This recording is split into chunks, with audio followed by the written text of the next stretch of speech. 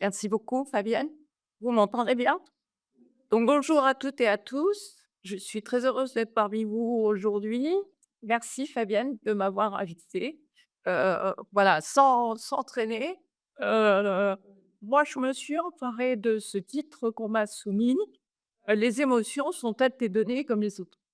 Et partons de cette hypothèse. Si ce sont des données comme les autres, alors en effet, on peut les recueillir, on peut les enregistrer, on peut les mémoriser, on peut les processer, on peut faire des statistiques, on peut faire plein de trucs avec, partons de cette hypothèse.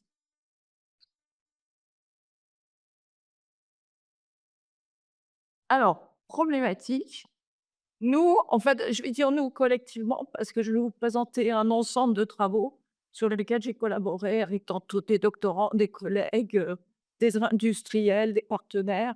Donc, je vais dire collectivement. Donc, nous, on part en fait d'une approche d'expérience. Alors, ça tombe bien, UX aussi, je me suis dit, tiens, voilà, intéressant. On part de ce texte fondateur de Dewey qui est l'art comme expérience. Et depuis l'art comme expérience, dans laquelle l'émotion joue un rôle évidemment central, nous, on est allés sur le musée comme expérience. Donc, l'idée muséale. Et puis, à partir de ce noyau, finalement, en réfléchissant sur le concept d'expérience, on s'est rendu compte qu'on pouvait traduire beaucoup de situations de la vie en termes d'expérience. Expérience de, l'étudiant qui fait son entrée à l'université. Expérience, commerciale, quand vous entrez dans un magasin. Expérience de l'hospitalisation pour une intervention. Un de mes collègues a même fait l'expérience de choisir sa tombe. Donc vous voyez que finalement choisir sa tombe, ah oui, il faut le faire, si. Donc, vous voyez que finalement, en conceptualisant l'expérience, nous, on s'intéresse au cours d'expérience. Qu'est-ce qui se passe pendant cette expérience suivant l'approche de Thoreau? Et évidemment, l'expérience, elle est nourrie d'émotions. Donc, voilà la définition de Thoreau. On définit le cours d'expérience comme le montrable, racontable et commentable qui accompagne l'activité.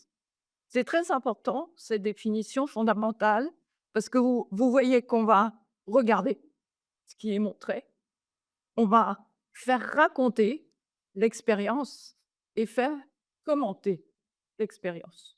Donc on voit bien qu'on est extrêmement centré usager.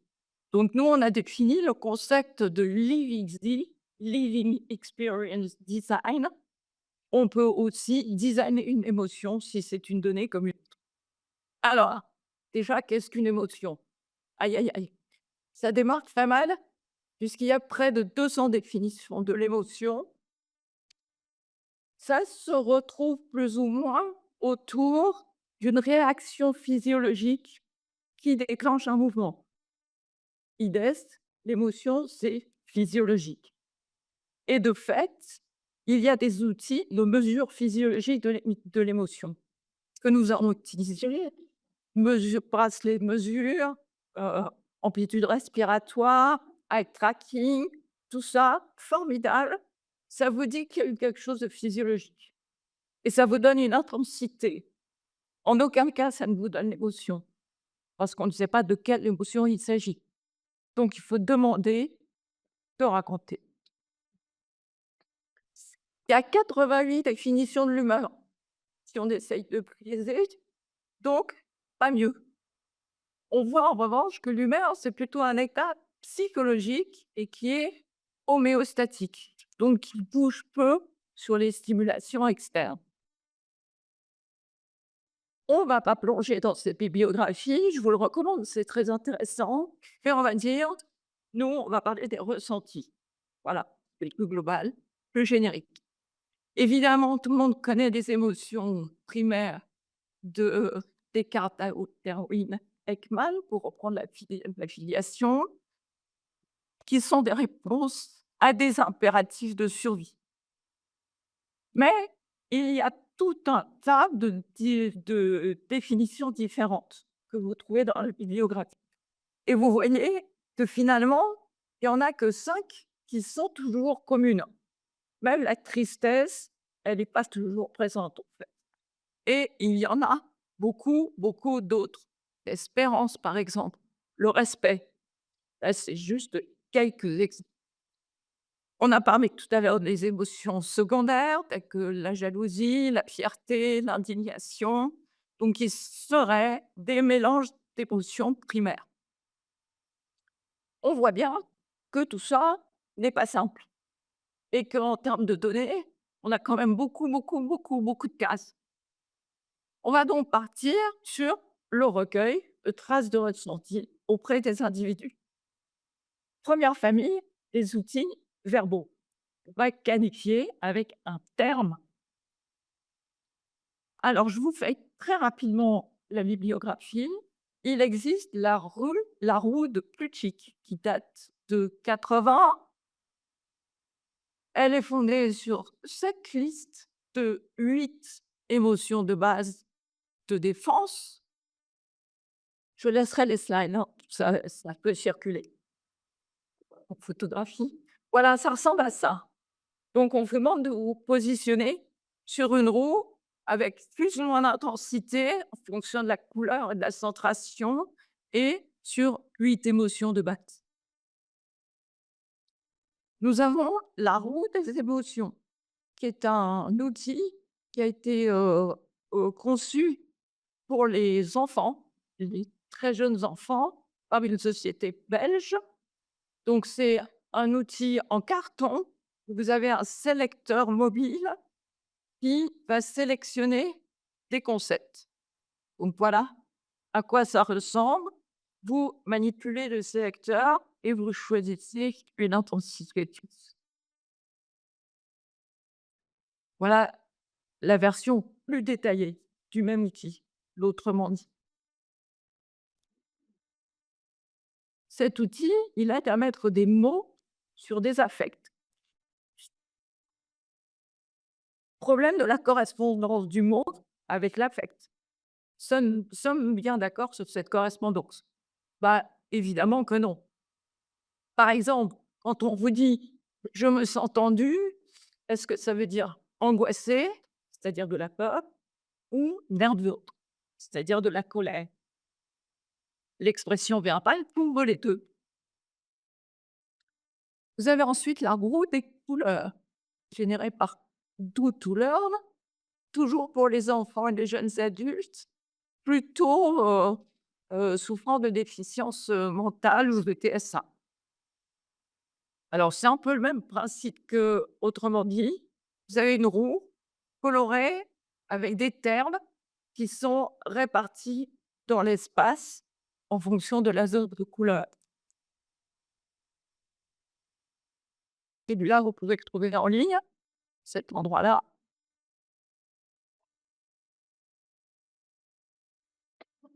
Avec une notice explicative, donc quand vous cliquez sur un terme, vous avez une définition de ce terme, avec une représentation visuelle qui est assez intéressant, puisque là, en effet, c'est genré, c'est, bourré de, stéréotypes, on va dire, hein. Forcément, quand on est disappointed, on est une fille et forcément, on a des grosses poches sous les yeux. Bon, c'est bon. On a ensuite l'échelle à 5 degrés, toujours pour les autistes Asperger. On a beaucoup travaillé sur ces pupitres-là, hein, tout cet intérêt. Voilà, où on a une gradation en 5 niveaux. Ici, c'est sur la colère, avec l'apparition notable d'émoticônes qui ont été ajoutés dans un deuxième temps. Je reviens un cran en arrière. Au départ, c'était simplement le texte et les couleurs, et les émoticônes sont apparus plus tard.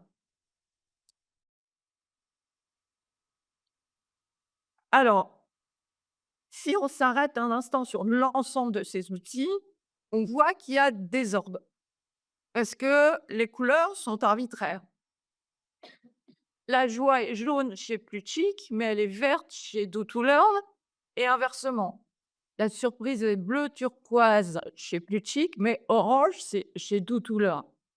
Il y a que la rage ou la colère qui est toujours rouge et la tristesse qui est toujours bleue. Ceci à cause d'un ancrage sur rouge de colère et avoir le blues. Mais pour le reste, c'est n'importe quoi. On va donc aller vers des outils averbaux. C'est la deuxième partie de mon intervention. Alors, le premier d'entre eux, c'est l'outil SAM, premier outil pleinement averbal qui apparaît en 94. On a 3 dimensions fondamentales: le plaisir, la tension ou l'excitation et l'inhibition. Ce qu'on va traduire en français en valence hédonique, tension et dominance. Alors voilà, il s'agit d'entourer un de ces graphismes sur chaque axe. Ce qui est compliqué, c'est que c'est un espace 3D et qu'il faut gérer les 3 axes en même temps. Pour l'avoir utilisé avec des enfants, en fait, ils ne comprennent pas la différence entre le deuxième et le troisième. Le deuxième, c'est uniquement le niveau d'excitation, c'est-à-dire ce qui est important, c'est le l'étoile qui est au milieu et le dernier, c'est l'intensité. Difficile à comprendre.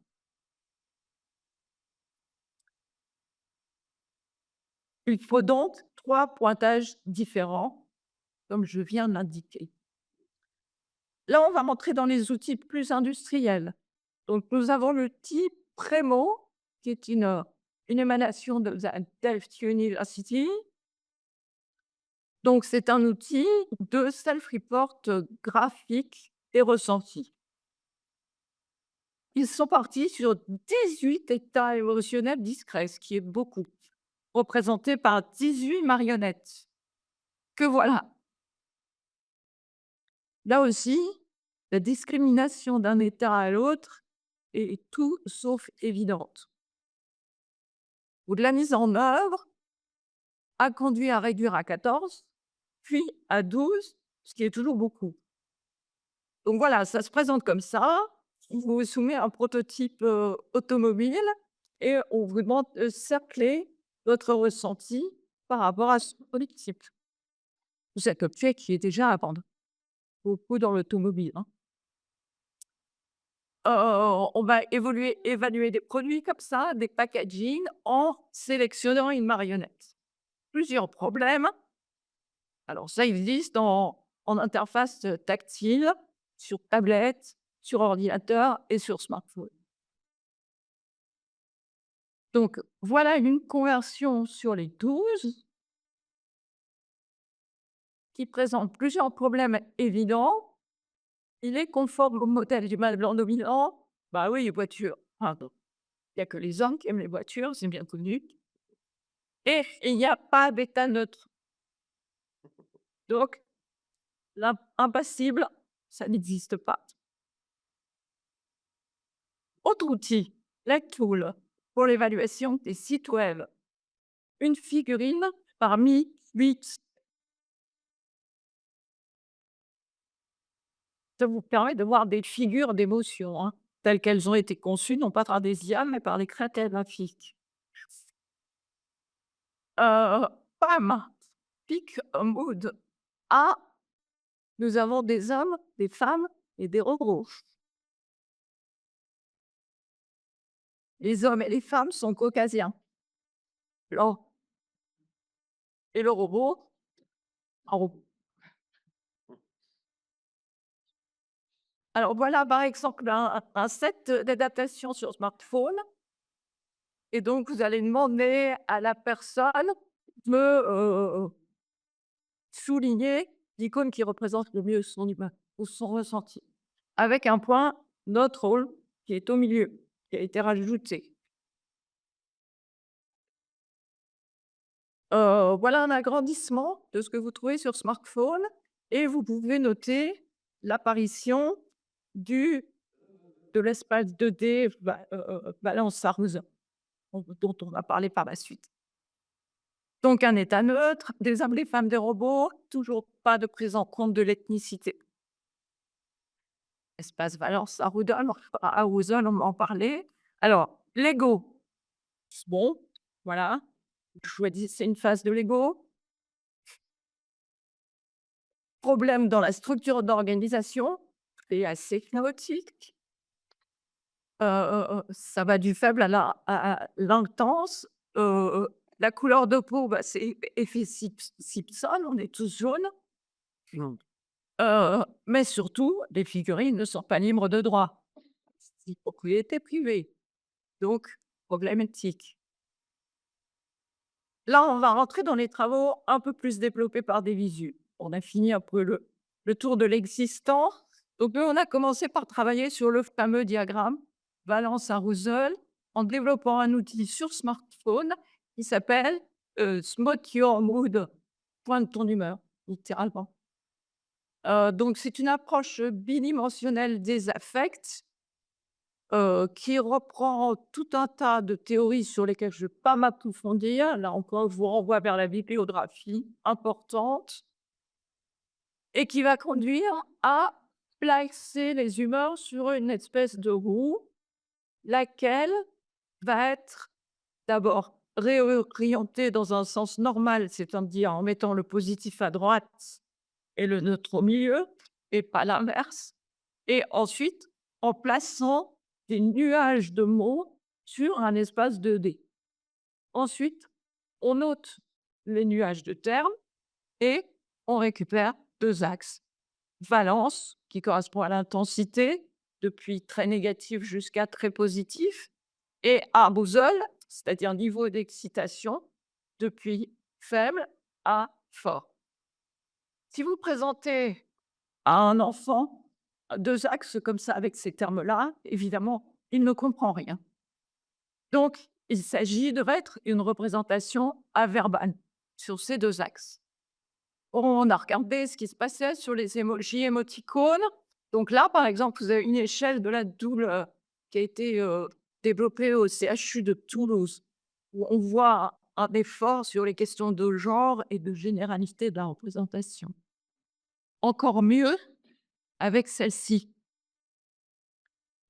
qui est aussi, protégée. Voilà, donc ça, c'est les émoticônes les plus courants de Facebook Messenger que vous connaissez bien. On s'est inspiré de celles qui sont surlignées en vert, mais ce ne sont pas les mêmes. Parce que là encore, ces émoticônes-là sont protégés.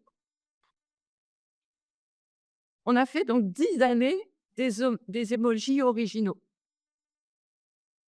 Donc je reprends ceux en vert qui nous ont inspirés.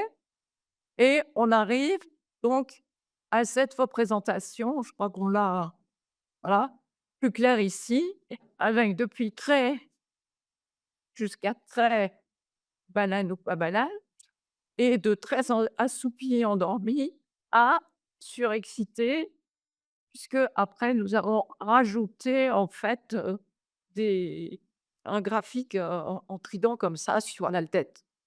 Voilà. Donc, vous avez ça sur votre compte smartphone, vous posez un point. OK, super, poser un point, tout le monde peut le faire. Mais est-ce que verbalement, ça correspond à ce qu'on a vu avant? Donc, on a demandé à un certain en public assez nombreux de poser un point et de mettre un terme. Et on a vu que le replacement correspondait à ce qu'il y avait dans le vampire. C'est-à-dire qu'intuitivement, la personne place un mot qui est sémantique, proche de celui du mapping original de Hudson.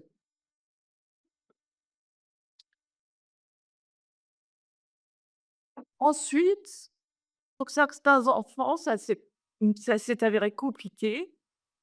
Donc, on a préféré partir sur une piste avec des émoticônes répartis en cercle. Donc, on revient en fait à la posture d'avant, celle où on va disposer un certain nombre d'émotions sur une roue. Donc ça, cet outil-là, qui date de 2018. Il a aussi été designé par une graphiste et il s'appelle l'Emoji Wheel. Hem, on a demandé de la même manière à 50 personnes de déclarer un mot, un concept ou une expression. Résultat, certains sont équivoques. Donc ce n'est pas un formidable outil. Par exemple, les 3 en bas à gauche signifient plus ou moins la même chose. Triste, les gens ne font pas de différence entre ces 3 là. De même que les 2 en haut à droite, heureux, joyeux. D'ailleurs Grégoire, tout à l'heure quand vous avez présenté, vous avez dit: «J'ai demandé à Dali, hem, une image de personne heureuse». A priori, heureux, il connaît pas, c'est joie, joyeux. Donc on est dans le voyez, le verbal, c'est très sensible en fait. Heu et puis après, ben voilà, on a tout jeté aux orties et on a dit: «On va faire complètement nouveau». Donc prise de distance avec un espace 2D, prise de distance également avec la lance à Roussel et on crée une croix, donc l'emotion, sur laquelle on a affiné les émoticônes par rapport aux échecs qu'on avait connus avec l'emoji oui, oui. Donc, heu, il s'agit de voir de la même manière si la convergence sur la signification des pictogrammes. Donc on a 174 spectateurs francophones et 166 visiteurs anglophones dans un musée et dans un festival de vidéo mapping à qui on a demandé de proposer un mot, un concept ou une expression. Et voilà ce que ça donne. Vous voyez, à l'aide des nuages de tags, on a une convergence verbale forte autour de la reconnaissance de ces émotions sur les icônes designées. Il y a bien sûr des écarts. Certaines personnes font la confusion entre endormi et fatigué, par exemple. Mais on est globalement sur des sphères de ressenti identiques. Voilà, la les 3 suivantes, puisque et les 3 dernières. Voilà. Alors les 3 dernières sont particulièrement intéressantes parce que ce ne sont plus du tout des émotions au sens d'Ekman, ni même des émotions secondaires. On a voulu donc, pour comprendre les sciences de l'information et de la communication, faire intervenir d'autres caractéristiques telles que la sociabilité, le fait de pouvoir échanger, d'avoir de l'interaction entre les personnes, le fait de pouvoir rêver, s'échapper, heu changer de monde, ce qu'on appelle le transport narratif, par exemple, ou le fait d'être, malade. Dans un musée, par exemple, certaines personnes vous disent: «Oh là là, je suis pas bien, j'ai besoin de m'asseoir, il y a pas de chaise». Aucune des émotions d'Ekman ne correspond à ça. De même que sur le musée de l'Holocauste, certains étaient, malades, au premier sens du terme. Voilà. En revanche, on n'a pas la colère, la peur, la surprise. Donc on en a sarré 3 pour en mettre 3 qui ne sont pas des éditions. Et pour conclure, je crois que je suis dans les temps, après avoir fait ce tour de table de la bibliographie, d'outils qu'on a pu designer, inventer, en essayant de faire un lien entre un ressenti physiologique, un mot verbal et une représentation graphique averbale, qu'en dit-on là? Et là, bah, j'ai fait exactement la même chose que vous, en fait. Donc j'ai commencé par ChatGPT. Il paraît qu'il fait très bien les bibliographies. Eh ben non, parce que quand vous lui demandez, «Fais-moi un bilan, des outils de déclaration, de l'émotion, de l'humeur ou du ressenti», en fait, il vous sort les émoticônes et les mêmes et c'est tout. Donc très pauvre, hein, en question de en termes d'état de l'art. et même en lui demandant, avec les noms des outils que j'ai mis, BootleRearn, et cetera, il dit: «Désolé, je suis un générateur de texte, je ne connais pas ces outils, je ne peux pas» quelque chose d'avoisine. Donc, mauvaise nouvelle, très mauvais pour faire des états de l'art. Et ensuite, eh ben, j'ai fait la même chose sur Dall-E version gratuite, donc crayon.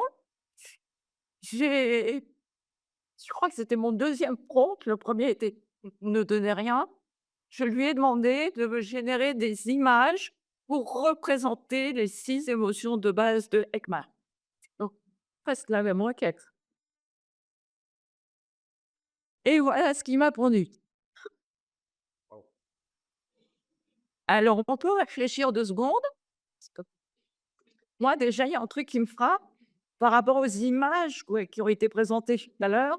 Il y a un style Dall-E qui est très clair, qu'on ne retrouve pas ailleurs. Donc il y a une empreinte, heu, hem, je ne vais pas dire artistique, mais au moins une graphique, en tout cas culturelle, forte, qui va s'insinuer dans nos esprits à force de voir des images qui sont passables. On peut voir que, ah, quand on parle d'émotions, bizarrement, c'est surtout des films. C'est quand même étrange et d'ailleurs dans la présentation de Grégoire tout à l'heure, la ligne de tristesse, ah bah, c'était que des filles aussi. C'est quand même bizarre.